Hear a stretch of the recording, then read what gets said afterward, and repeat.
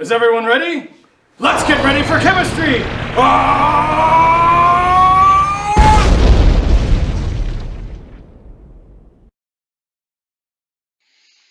Once you import your exported .csv files into Google Sheets, you're going to get something that looks like this. I've renamed the different tabs to keep everything organized. What I want to do is I want to make a graph. Google Sheets requires that the independent variable, the x-axis, be on the left, which is great. Insert chart. Let's see. Google called this a line chart. What we needed was a scatter plot. My points are too thick. So if I go to chart style,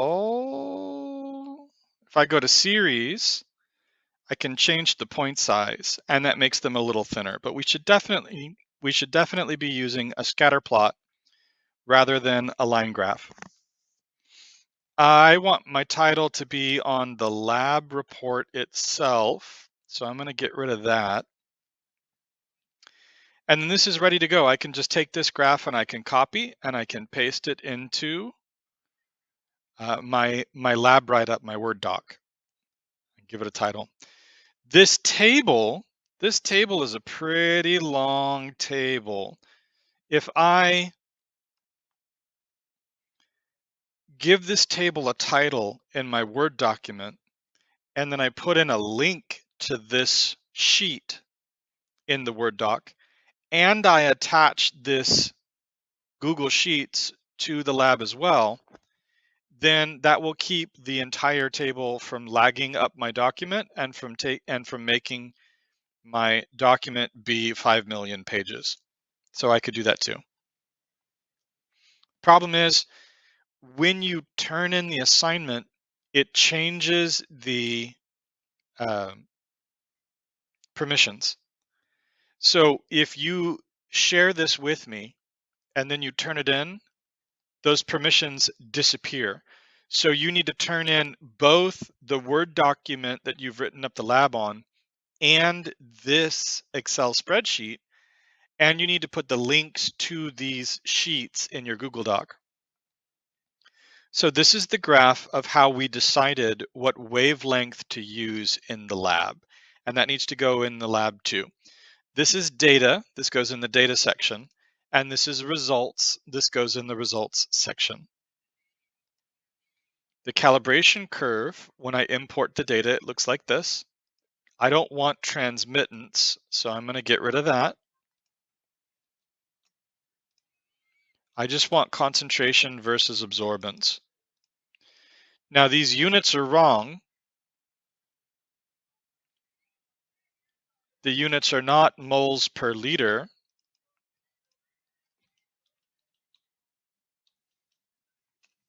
If you remember, the units were micromolar.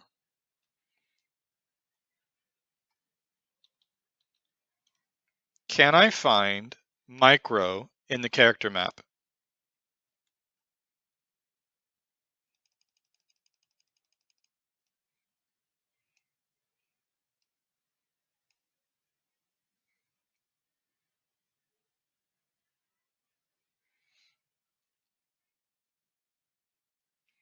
This is Greek, so I should be getting close. Lowercase letter mu. You're probably screaming at me by this point. Here we go. Copy my lowercase Greek letter mu.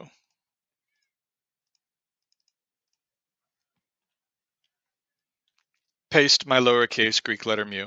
Now that's micromolar. Now those units are correct. The significant figures are wrong though. So if we increase the decimal places, that will make the significant figures correct. So I'm going to graph concentration versus absorbance. I'm going to insert chart. This is a graph of concentration versus absorbance, and the units are labeled correctly. Let's get rid of the title. We need to put the title in the lab itself.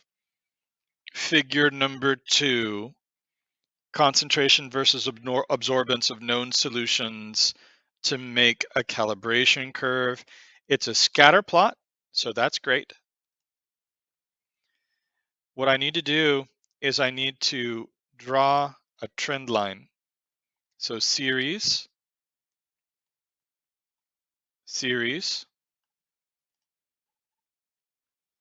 trend line, label, use equation, show R² value. So here's my equation that relates absorbance to concentration. Concentration is X, absorbance is Y, and I can use this to take absorbances and turn them into concentrations. My R² value, 0.867. That's not great, but it's also not terrible. So it's a fairly straight line. It's going to be good enough. For the reaction, I have time, I have absorbance, I have transmittance. I don't need the run to part here, so let's just call this absorbance. And I don't need transmittance, so let's get rid of that. If I graph this, insert, chart, I get something that looks like this. My points are too big, but I'm going to show you in a second that it doesn't really matter that my points are too big. I'm not interested in this graph. But you'll notice these little points down here. We need to get rid of those. These points down here, these points represent before we got the crystal violet solution into the spectrophotometer. So they don't belong in our data. So when we graph it, maybe we graph from where the points start instead.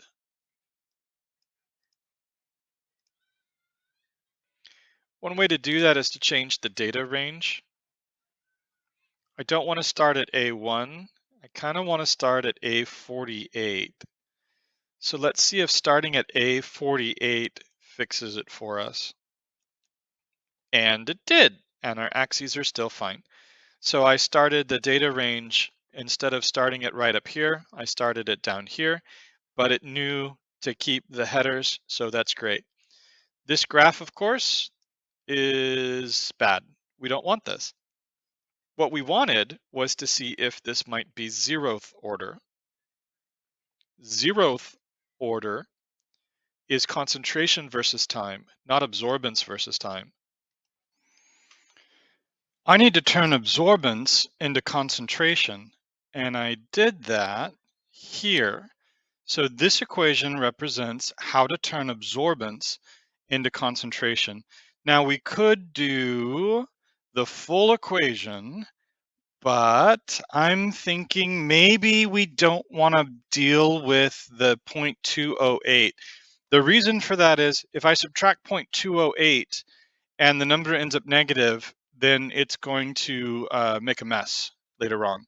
So maybe I'm just going to do, if absorbance equals 0.326 times the concentration, then the concentration equals the absorbance divided by 0.326. If I just solve for concentration. So then this is going to be equals whatever the absorbance is divided by the slope of the calibration curve line. And I want to do that for everything. Now this is going to give me a concentration in micromolar.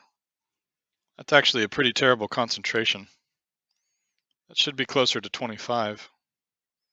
Whatever. So then if I plot the time versus the concentration, but I get rid of that little first part there. Let's see. I want to start, instead of at 1, I want to start at 48. So A48, C48 gets rid of that little garbage at the at the front end there. So then this would be my is it 0th order graph, and it's all ready to go. All right, so is it 0th order? That doesn't really look like a straight line.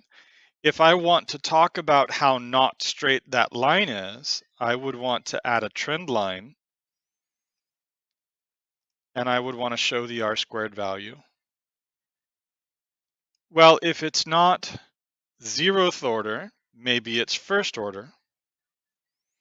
You know what I could probably do is I could probably just delete all of this.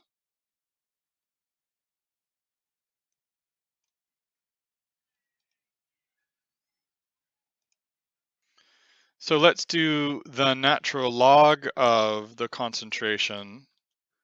And that's not going to have units because I don't know what a natural log of a micromolar is. So I'm going to do equals the natural log of the concentration. Do it for everybody. And then let's plot time versus natural log of concentration. Insert chart. Boom. A little garbage here at the end here. This garbage represents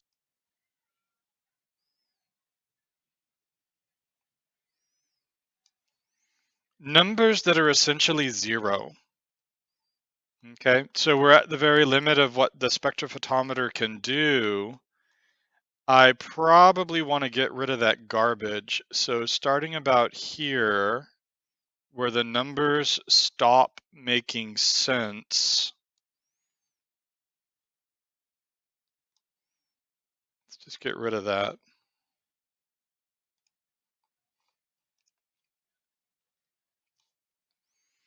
Oh, that's a little bit better.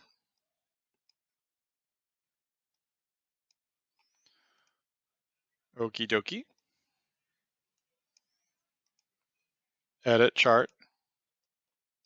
Customize series. This thing needs a trend line and show R-squared value and use equation.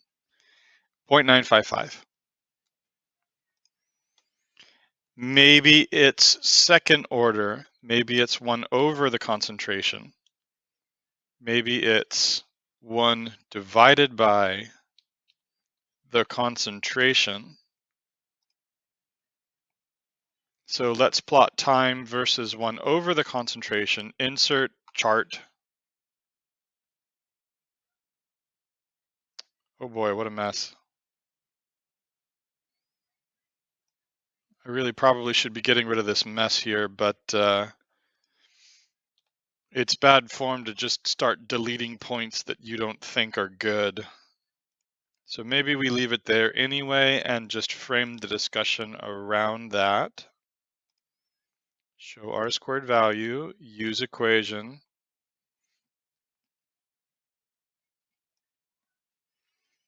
I don't know, that's kind of really messing up my my conclusion here. So maybe I start getting rid of everything that's after about 1700. So maybe I start getting rid of everything that's after about 1700, where the numbers start to get a little too low. Yeah, see, here we go. We're reaching the limit of what the spectrophotometer can give us down here. So let's maybe get rid of that and see if it makes our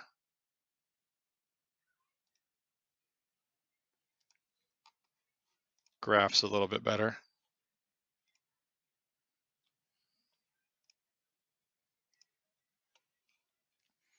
Let's do time versus concentration.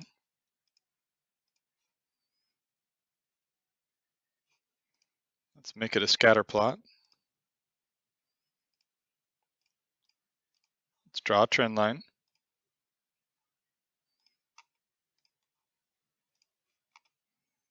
.903. Let's do time versus natural log concentration. I'm holding down the control button to select something that's not right next to each other. Insert chart. This needs to be a scatter plot. Customize series, trend line, label, use equation, show R-squared value, 0.978, time versus inverse, insert chart. Okay, see that now that's definitely not a straight line, and I can see that now more easily.